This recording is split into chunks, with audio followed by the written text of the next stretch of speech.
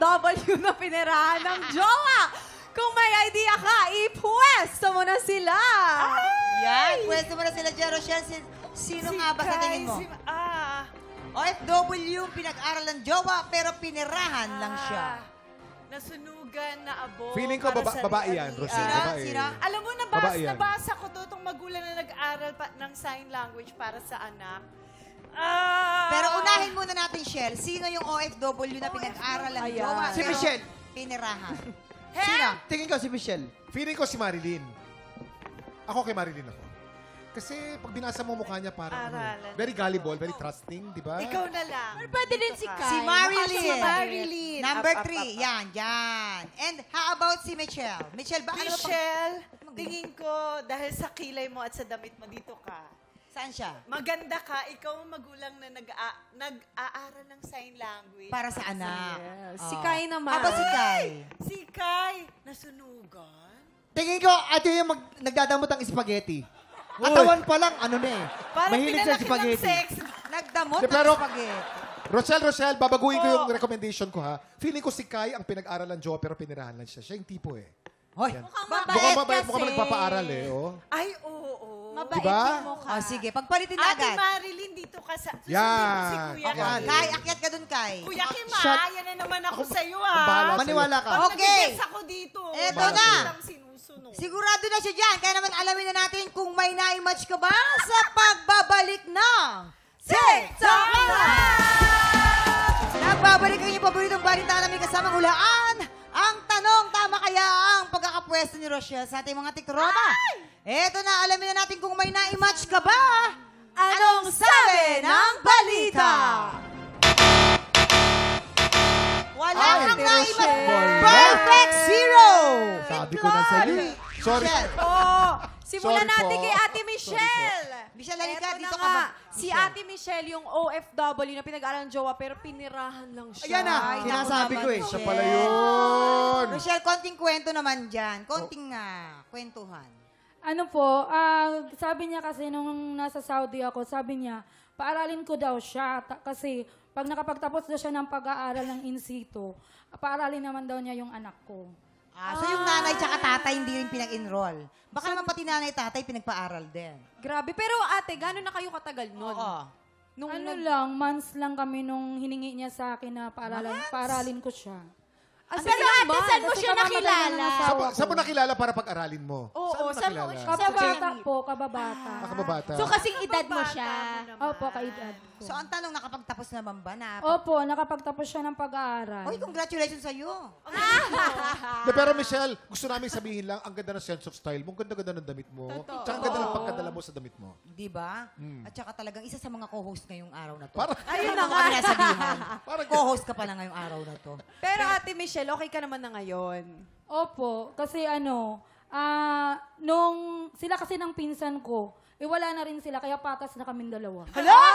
Hala! Diyos ko nakakaloka. Eh, yung anak mo, napag-aral mo ba? Opo, napag-aral ko po Very yung good. anak Yun ko. naman ang importante. Oh, anong lesson na natutunan mo dyan? Yes. Ano po, kasi mga OFW kasi naghahanap kasi ng na Karamay, na pag-uwi ganon. namin, magiging maganda yung buhay namin kasi wala kaming perang naiipon, puro padala lang sa pamilya. So, yung lalaking yun, ang inakala ko na magiging magiging katuwang ko siya, nanginginig ako. So, ang lesson Pero niyan ngayon, ngayon may love life ka na ba ate? Love life ka na? Foreigner, nag-aabang ako ng foreigner. ay! Mamang! Mamang! Philippines! Mamang! Marami akong jowa sa live Marami? stream. Talagang marami, ha? Kasi hindi mo naman masigurado kung sa 50 na yun, kung pupunta sila Mamimili siya doon. Ang dami kong jowa sa Joel Squad. Ilan ba yung mga Sa jowa live mong stream. afam ngayon? Mga 50 sila. 50! ha? Eto na, dahil Huwag hindi ka ganyan. nahulaan ni Ate Rochelle, meron kang additional cash prize from TikTok Lock! Congratulations! Ayan, salamat. Grabe ang revelasyon. Diba? Mga foreign object ang gusto ko ngayon. Eto naman tayo kay Kai. Si Kai ay nasunugan na abo lahat ng ari-arian. Kailan ba nangyari to, Kai? Tama na ako eh.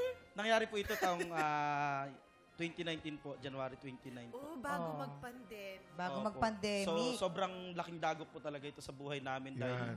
hindi pa man po kami lubusang nakakabangon sa trahedya. Yun po. Ayun agad ang... Pandemic naman po. Oo. Kamusta ka naman ngayon? Nakabawi ka ba? Sobrang naman po, blessed naman po kami. Bawing-bawi. Tingnan mo yung lipstick eh. Tingnan mo yung lipstick eh. O, bawing-bawi siya. Hindi. Kay, anong nangyari that time? Ano yung cause ng sunog? Bali, ayon po dun sa mga namamarites is, yung pinagmulan daw po is yung bata na naglalaro ng Lipstick, ng Posporo lipstick. po. Hindi apoy. Hindi lipstick, apoy. sorry. Hindi naman Yan nilalaro ang yung lipstick sinasabi ko eh. pagka ganyan. Ilang bahay yung nadamay? Nasa 1,000 plus household po kami. Dami rin pala. Ay, kasi magkakatabi. Agad-agad po na ibalita po ito sa GMA at, At saka- nagpadala po yung GMA Kapuso Foundation Ah, sa yun amin. naman pala. Salamat po, GMA Kapuso Foundation. Salamat po, GMA. Wala namang nasaktan sa pamilya mo dun sa nangyaring sunog. Wala naman That's po. the Kuya big Kim. blessing. Yan. Totoo. Dahil Pinakamalaking speaking of biyaya. blessing, meron ka additional cash prize from TikTok Live! Yes, thank you. Tsaka yung pagkakatanong ni Rabia, no? Yung pagkakatanong ni Rabia, ilang bahay, parang siya magpapatayo. Dito naman tayo kay Ate Marilyn. Ayan, Ate Marilyn, sama mo kami na magulang nag-aral ng sign language para sa anak. Ayan. Nagkasakit daw yung anak mo. Kumusta? Unang-una, kumusta ka muna ngayon? Okay naman po. Okay naman po ako na papag-aral ko po yung tatlong anak ko pa. Ilan po ba ang mga anak ninyo? Bali po 6 sila. Bali po single mom din po ako. 6 po silang napag-aral ko. Hindi man po nakapagtapos ng college, pero nakatapos po sila ng junior high. Tapos po, 3 po ngayon yung estudyante ko uli. Okay. So yung anak mo na nagka-meningitis kasi, tapos tinanggalan ng tubig sa ulo. Kaya, Nawala ng pandinig. Oo. So, Pwede ba pasample? Sabihin mo nga Pasample kay Rochelle, mahal na mahal kita sa sign language. Patingin. hindi, sa sign language. Sign language. Kay Rochelle. Ano po kasi, ang sign language ko po sa kanya basic. Oh, yung Ganito basic, lang po ako basic. magsabi Sige. sa kanya. Ay, inimbento mo lamang. Ako Kung din, kayo ako lang ang din. nakakaintindihan. Opo. Hindi yung standard. Okay, yung anak mo ngayon na nanonood, ano pangalan niya? Paulo po. Paulo, sabay-sabay tayo mag-ano sa kanya. Mag-sign language kay Paulo ng...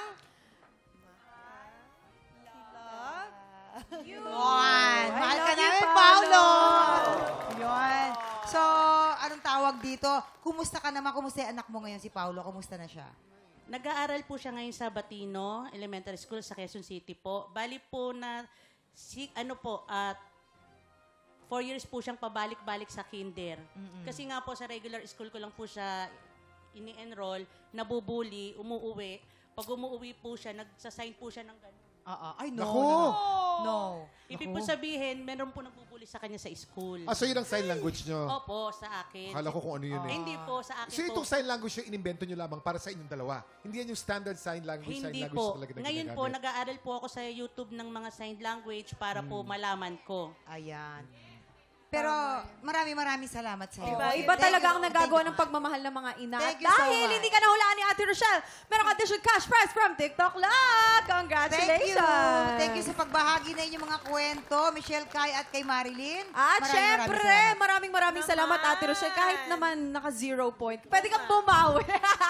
Pero wait lang, eto na. Meron pang humahabol sa kulitan natin today. Andito na rin ang anak mong si Annie sa kayo ng lola ko. Please welcome, Sienna Steven! Hey, Sheena! Hi, cute. Baby Ayan. Lizzie! So cute and smart. Naku, Sheena, okay lang ba anak na mag-play tayo tapos kakampi mo si Tita Rochelle? Ayan. Okay, use your microphone, darling. Opo. Opo. Okay lang ba Ganda-ganda yun? pa bata niya. Hello mga katiktropa! Ako po si Sienna Stevens. Nood po kayo ng Daig Kayo ng Lola ko. This Saturday in 6:15 p.m. presents Smart Fam. Okay. So mamaya maglalaro tayo para sa Ampaw Blessings ng ating mga tiktropa. Hali-hali-hoy na po sa pagbabalik ng TikTok Live!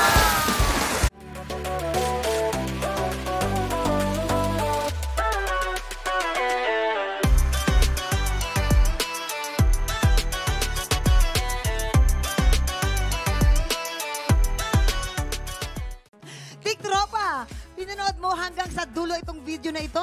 Abay, very good ka!